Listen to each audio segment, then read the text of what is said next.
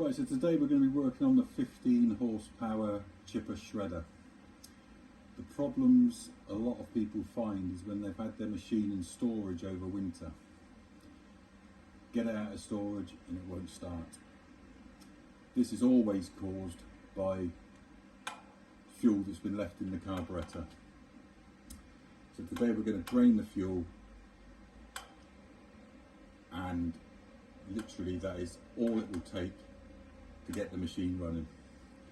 You can also use this method. It's a bit slower, but you can use this method to drain the tank. So you'll need a 10mm spanner, and we're going to loosen the drain plug.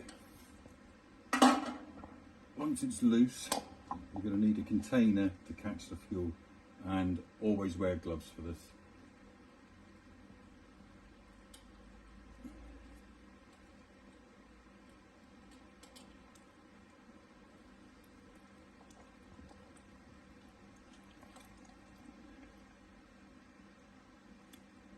So once the bowl is empty,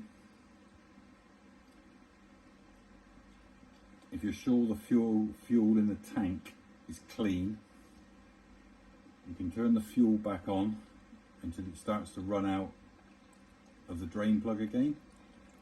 Then you know the carburetor is full of clean fuel.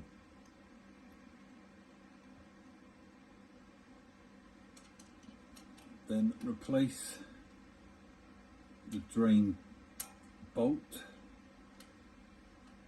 which is fiddly because it will be wet.